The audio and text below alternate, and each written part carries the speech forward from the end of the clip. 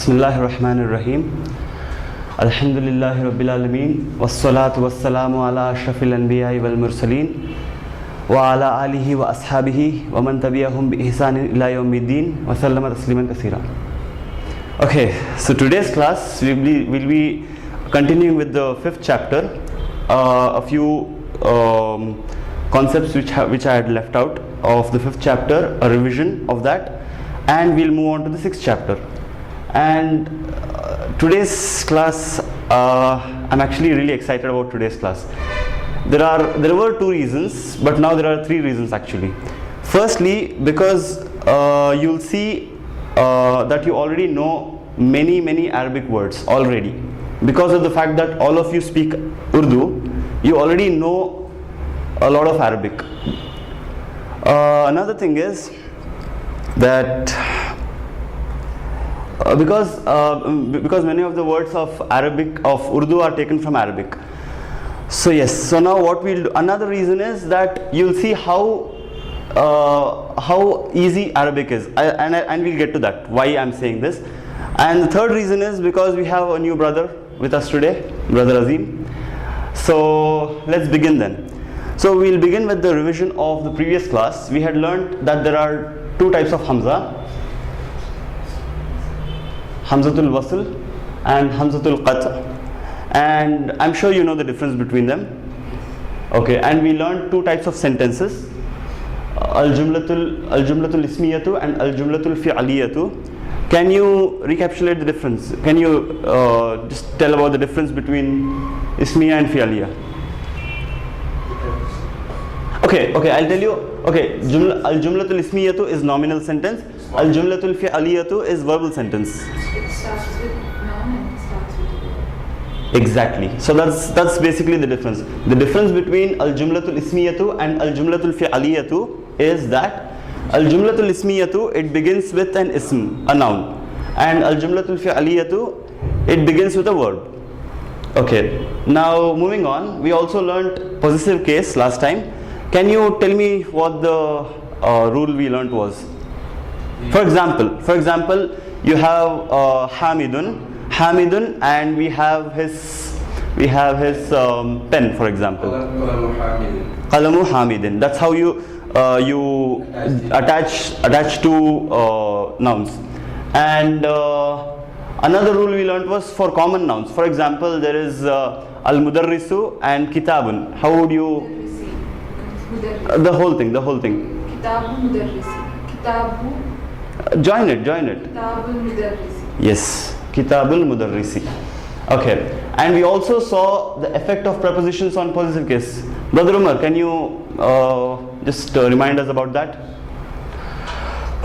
It means male names and No, this one. Effect of prepositions on possessive case.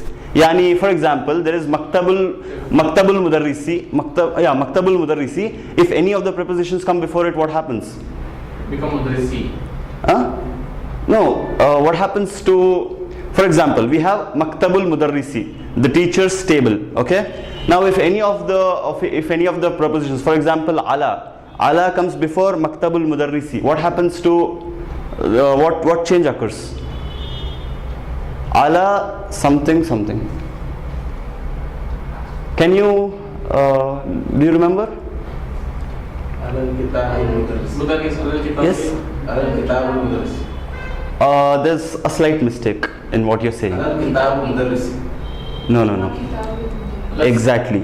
Ala Maktabil Mudarrisi. So what happens is, we'll again go through that rule again. So what happens is Kitabu, from Kitabu it becomes Kitabi, and there is no al attached to it. Okay. And we also saw a very simple rule about the use and effect of ya on Arabic names, male and female. Do you remember the rule? Yeah, the male name ends with double dhamma. Yeah. Female name ends with single dhamma. Yeah. So And or Aisha. Yes. No. For example, there is Muhammadun. If ya comes before it, what happens to it? Ya Muhammad. Ya Muhammadu. And if there is Aishatu, Aisha. Yeah, Same. Yeah, Aisha the same. There is no change. There is no change. Okay. Now, yes, this is what we had learned about the two types of Hamza. Hamzatul Wasl, Hamzatul Qat, and this is how they look. And this is the basic difference between them. That Hamzatul Wasl is pronounced only if it comes in the beginning of the sentence. And Hamzatul Qat, on the other hand, it is always pronounced no matter where it comes. Alright, and this is, again, we already remember the two types of sentences. The nominal sentence, al-jumlatul ismiyatu, begins with a noun, and as an example we have al-baytu jadidun. Al-baytu jadidun, and we have also the verbal sentence, al-jumlatul fi'aliyatu, begins with a verb. We have as an example, kharaja muhammadun min al-bayti. Okay, here I would like to again explain to you the concept of using kharaja with a name and without a name. Kharaja means nikla in Urdu.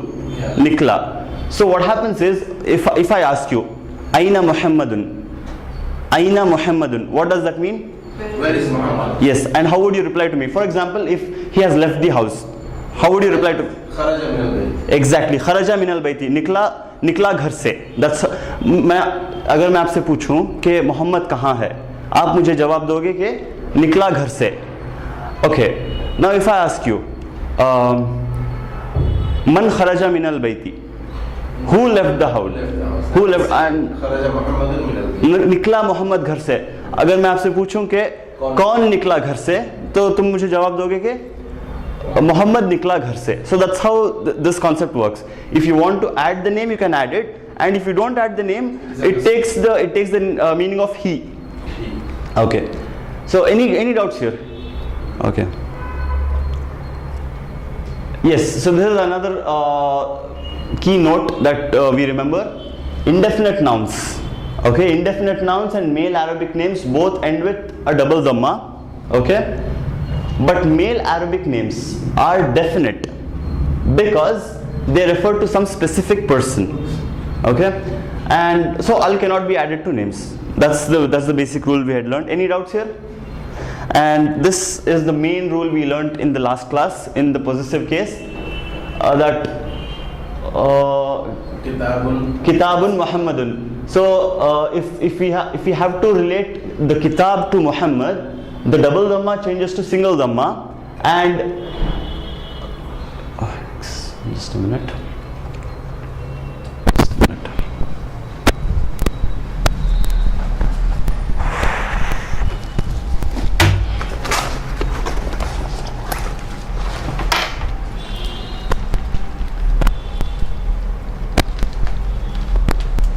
Okay, can you just plug it in? Or You have one prophet.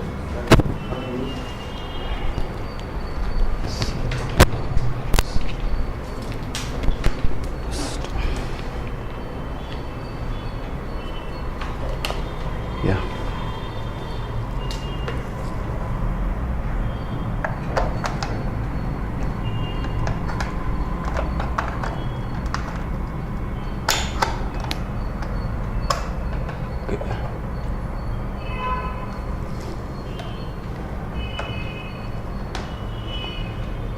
We just fall down, that's why.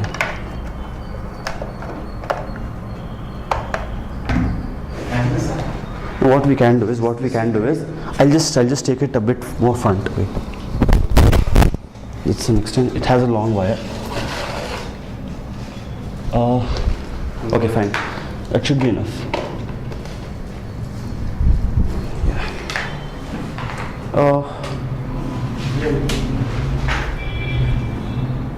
I think we can uncurl that a bit more. It's an extension box, so just be careful with the stand, yeah.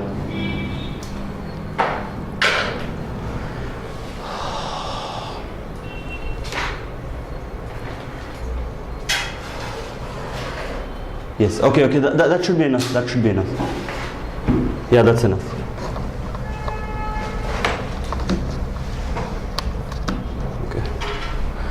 Okay, sorry about that. You can move back a bit now. Yeah. Fine. So we had learned this rule. about the proper nouns. Muhammadan becomes Muhammadan. Muhammadan, yes. the change that happens is double dhamma changes to single dhamma, and the double dhamma changes to double kesra. Double dhamma changes to double kesra. And for common nouns, the same change occurs in the possessed object from double dhamma to single dhamma, and from single dhamma to single kesra. Any doubts here? Okay, fine. With that revision, okay, and this is again a zoomed in version of what we had learnt. Do you remember the concept of object of focus? Like what we are talking about and where it comes in Arabic and English? You do remember? Yes. Okay, so I think we can move on? Yes. Okay, fine. And this again for the common nouns, we had an example for common nouns, and we also had another example for common nouns. And on this, for this particular noun, for this particular example, we saw the effect of prepositions on that. We saw the effect of prepositions on that. What happens is, if any of the prepositions comes before a possessive case, fi plus kitabu Muhammadin becomes fi kitabi Muhammadin. Fi kitabi Muhammadin, and al cannot come here. Why can it not come? Fee is no. The kitabu is already attached to Muhammad. Exactly. That is why it is definite by its relation to Muhammad. So it does not need an al. I am sorry, you can. I don't know how far you can follow. It's okay. What we'll do is you just, inshallah, the next activity, the next activity. Yes, the next activity. Inshallah, I'm sure you'll be able to follow. Okay. Fine. So any doubts here? Any doubts here? Okay. And we also had this particular example for common nouns. Ala plus maktabul mudarrisi becomes ala maktabil mudarrisi. Any doubts here? Fine then. With this small revision, we'll now have a small activity.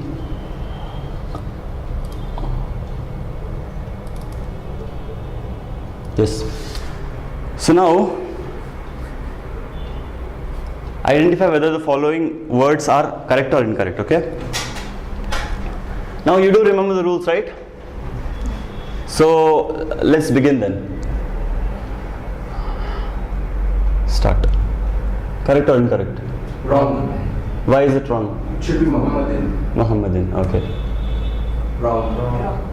Why is it wrong? Sayyarati. Okay. Wrong or correct? Right. Okay. Wrong. Are you sure? Should be kitabi. Okay, good. Okay. It is right. Are you sure? Fi sayyarati mudarrisi. Yeah. Fi sayyarati. It's correct. Sahi. Correct. It's correct, correct. Okay. This is correct. Wrong. It's right. No, wrong. It should be Allah. Are you sure? It is wrong. It's wrong. Why is it correct? Or why is it wrong? I think it's correct. Is it correct? Can you please observe it again properly? Where? No. Al before Hisan doesn't come there. Yes. So this is Wrong. wrong. Wrong. Wrong. Babu. Okay. Okay. Wrong. Wrong. Why? Talibi. Talibi. Okay. Right. Okay. Wrong. Right. Right. Right. Right. Wrong. Al. Okay. Okay, now. Right. Correct. Wrong. Wrong. Wrong. Right. Wrong. Okay. Right. Correct. Are you sure? Right. Yeah. Okay. Wrong. Right. Good. No, It is wrong. it's wrong. It's wrong. You were right before when you said it's wrong. Should be Hisani. Yes. Okay. Wrong. Binti. Should be Binti. Yeah. Okay. Okay. Correct. Wrong. Correct. Wrong. Wrong. Wrong. In Babi. Wrong. In Babi. Wrong. Okay. Right. Are you sure? Yes. Abbas. Yeah. Right. Okay. Now what we'll do is We'll try to understand what these mean. Okay, one by one now. Okay, we'll start off with Brother Javed. What does this mean? Okay, the correct version, that is the correct version. في بيت محمد. Yeah, what you do is you read it correctly and then you translate it. في بيت محمد, in the Muhammad's house. In Muhammad's house. Muhammad's house. Okay. Now, Brother Umar. Means means sayyaratin. Min? In sayyarati. Huh? Basiri. Yeah. Yasirin. Huh. So what does that mean? Yasir is from Yes, sir. The question is for Brother Umar. from Yasir's car. Yes. Yes. Ila Babil Gulfati. Yes. Okay. Ila is 2. Ila is from. Ila is 2. Hmm. Bab is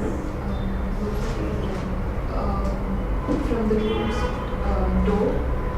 From or to? To the room's door. Yes. Okay. في ورق الكتاب. Hmm. In the book's page. Yes. في سيارة مدرسي Mudarrisi. from teacher's car. Okay. Wrong. No, sorry. Teacher's car. In teacher's car. Okay. In the teacher's. In the teacher's car. Okay. Tell it correctly and then you translate. Ala Hisan al-Rajuli. Yes. On the man's donkey. Hisan is? Horse. Yes. On the man's horse. Yes. Okay. من باب المسجد. Men? من باب المسجد. Yes. From the masjid's door. Okay. Okay. Yes. Ala Sariri Talibi. Okay, that's great. Yes. How do you understand this? On? That topic is student. Huh. On student's bed. On the student's bed. Any doubt here? Okay. Ala Jamal al-Rajuli. On the Rajuli is man again. On the man's camel. Yes. Correct. على مكتب علي. على مكتب علي. Okay. On the Ali's table. On Ali's table. Three Ghurfati Bayt. Hmm. He is in Ghurfati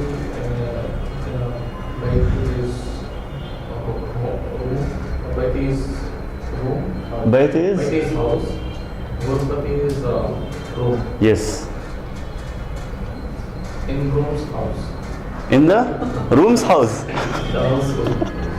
The house room. Okay. Another thing that I thought I should have mentioned is that another way to understand this particular phrase or any possessive case is, now when we say ghurfa, okay, fi, if you ignore fi, ghurfatul baiti, what does that mean?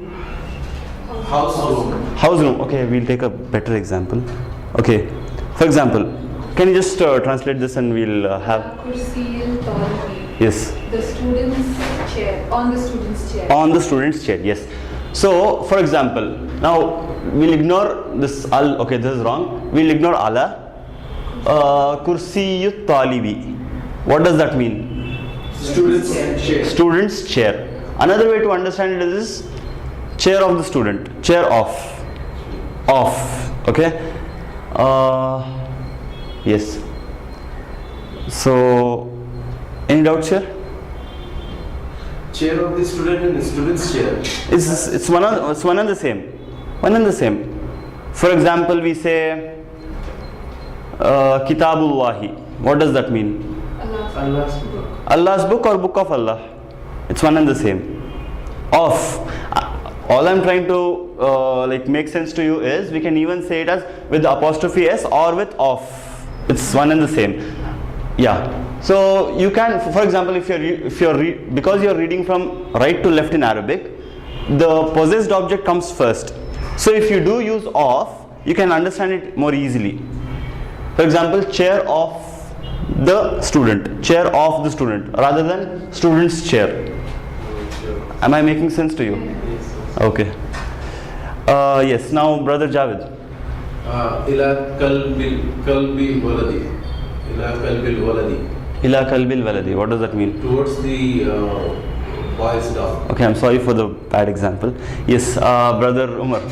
في سيارتي أماري. Amma? Be more clear. Amarin. Okay, now what does that mean? Is in Syed In? Okay. car. In whose car? Ammar's car. In Ammar's car. Yes, in Ammar's car. Okay. Alamindil waladi. The boy on the boy's handkerchief. Yes. Fine. Now, brother. إلى إنسان التاجر. Towards the horse of the business. Yes. Okay. Pinkitil Binti. Yes. In is from it is cat. Yeah. Girl. Bint is From girls cat. the girl's cat. Okay. Fi kitabil mudarrisi. In the teacher's book. Yes. من الباب الجامعة. Is it correct? No. Then read it correctly. I mean, correct it first. من باب الجامعة. Yes. Okay. From the university's door. Exactly. Okay. The last one. Brother. Allah Imari Abbasim. Yes. On Abbas donkey. Exactly. So any doubts here? I hope you got a good exercise of what effect the prepositions cause and how the change occurs. Okay. So now we'll go back to our presentation.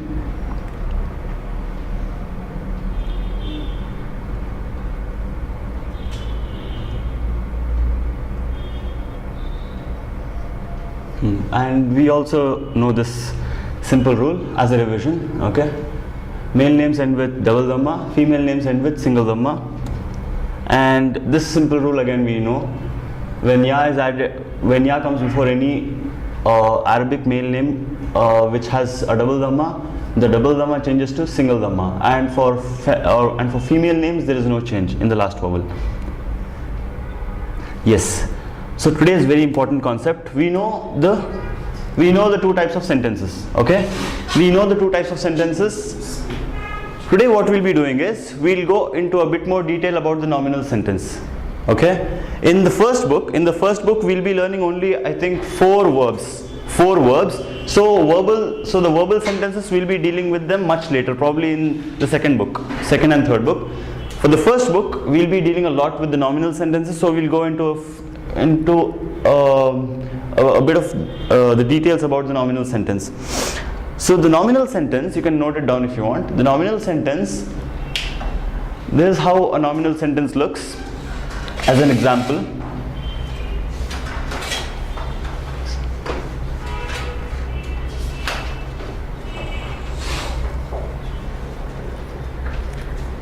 you can just note down this as an example so that we can understand what the exact rule is.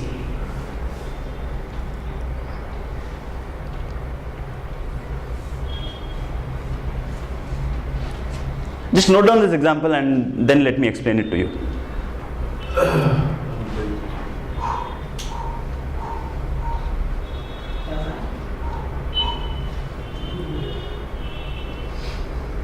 As it is.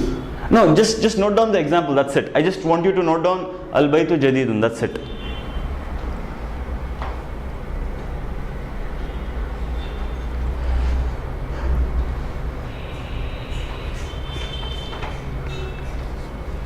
Yes.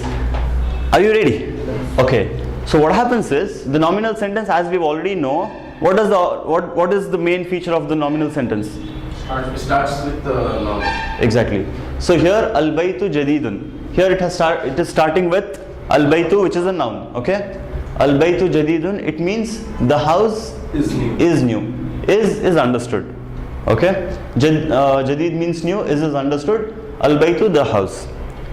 Yes. So what happens is the nominal sentence, it consists of two parts. Subject and predicate. Subject and predicate. Okay. Now, subject in Arabic, it is known as mubtadaun. Mubtadaun. And predicate is known as khabar. Now, how do you remember the term mubtada? It's simple. No, it's not. No, the term itself. The term itself, mubtada. Mubtada means something with which something begins. We have the term ibtada in Urdu. Right. Ibtada. What does ibtada mean? Shuruat. No, to just. Shuruat. Exactly. He's right. Shuruat. Yes. Ibtada means shuruat. So that thing with which ibtada happens is known as mubtada. Any doubts? The noun with which the ibtada happens, the beginning happens, it is known as mubtada. So therefore, this particular noun with which the nominal sentence begins is known as mubtada. Mubtada, okay? And in English it is known as subject. Subject. Now, we have, for example, I say al-baytu and I don't say anything else. Would that make sense to you? Would that al-baytu? But is it beneficial? Is it beneficial if I tell you al-baytu, that's it, and I don't tell you anything else? Would it benefit you in any way? Nothing. Exactly, no info. So whatever khabar we give, khabar, let's not bother about the English term predicate. I just mention it because that's what it is known by in English.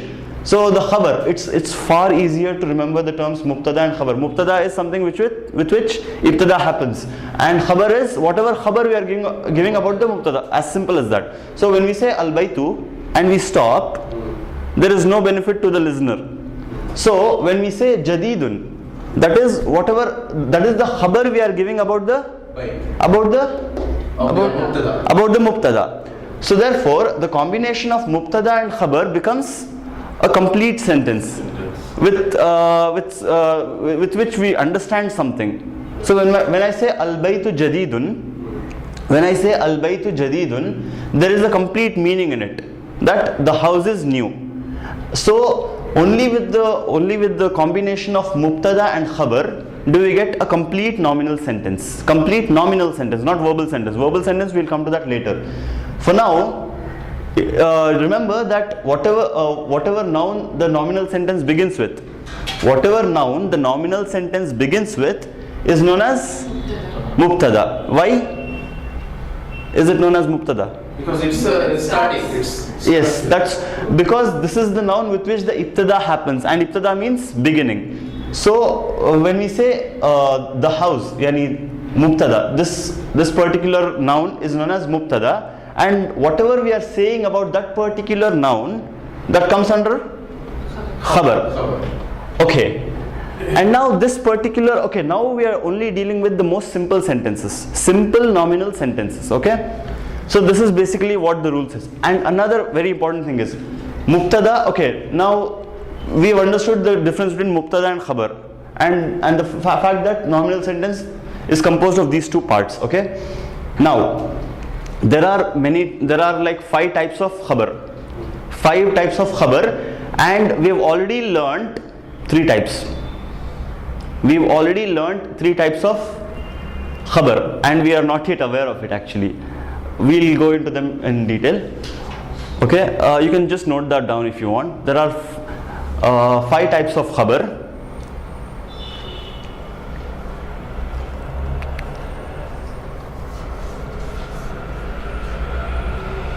Yes. So now there are 5 types of khabar, and this particular khabar is one of the type. Okay, it's simple. The khabar, the first type is, the khabar can be a single word. A single word, that's it. Simple as that. It's a single word. Okay, and this is the first type. The type 1, khabar can be a single word, okay, and when, here it is a single word, right? So therefore, now the rule says that when the khabar is type 1, that is a single word, it always ends with a double dhamma or single dhamma. Okay, for now we'll only be dealing with the khabar of double dhamma. Single dhamma much later, towards the end of the book. Okay, any doubts here? I hope it's not too much at once. Okay, again I'll repeat it again. There are 5 types of khabar. Okay, the first type is khabar can be is a single word, and here because it is a single word, okay, it is of type 1, it's not mufrad. Okay, you don't need to bother about the terms for now. For now, just remember that khabar can be a single word, and if it is a single word, it always ends with double dhamma and or single dhamma. Okay, now let's ignore the single dhamma for now. For now, let's focus on the double dhamma. Why is it that when the khabar is a single word, it always ends with a double dhamma? Can you answer that? No, if it is a single word. Okay, my question is, just pay attention to this. My question is, I've already told you that if the khabar is a single word, it always ends with a double dhamma. Let's ignore single dhamma for now. Double dhamma. Now, why is that the case? Do you know? Because it's not definite. Okay, another reason? Another reason Could be there is. It's a combination of 2 words. No. The thing is, okay. Now, when is a noun with double dhamma? When it is indefinite. Yes, and if it is a male. No. Okay, fine. Okay, let me make sense to you. Sorry. Okay, the point I'm trying to make is, it ends with a double dhamma. When there is no effect happening on that. There is no al attached to it. No preposition, nothing else. It is in the most original state. Exactly, that's the point I'm trying to make. Any doubts here? So what happens is, because it is a single word with no prepositions coming before it, it ends with a double dhamma, and that's what we understand. Any doubts here? Okay, there are like 2 more slides like this, so you need to be more, you should be prepared for that. Let's move on. Any doubts here?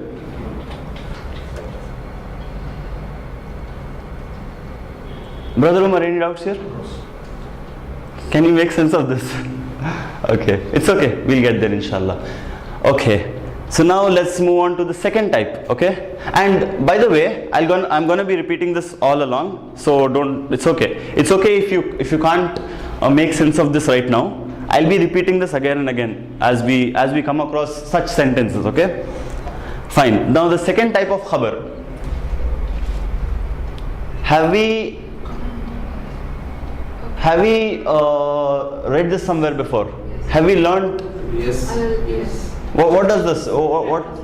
On the table. Yes, on the table. Al-qalamu on the table. The pen Yes. on the table.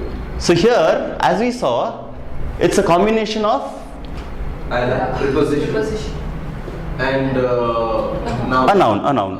Yes. So here we can say it is a prepositional phrase, a part of a sentence with a preposition in it.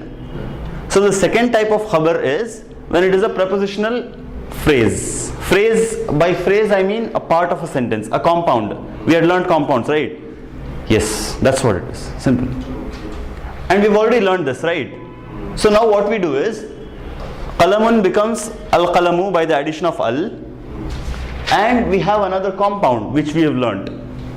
Maktabun becomes al-maktabu by the addition of al, and because ala comes before it, we have al al-maktabi. So the whole thing becomes al-qalamu al al-maktabi.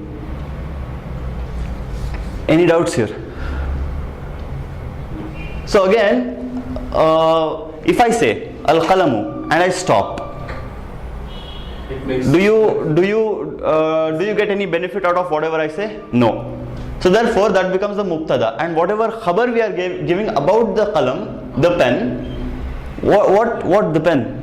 is on the table. Alal maktabi. That is the khabar. Let's not bother about the English terms, okay? So, I hope you can understand what I'm trying to explain. And any doubts here?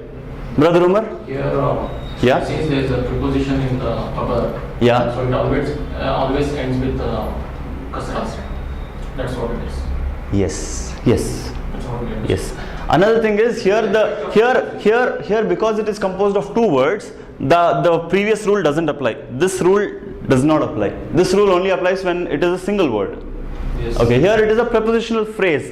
It is a part of a sentence or a compound with a preposition in it. So in English it is known as prepositional phrase.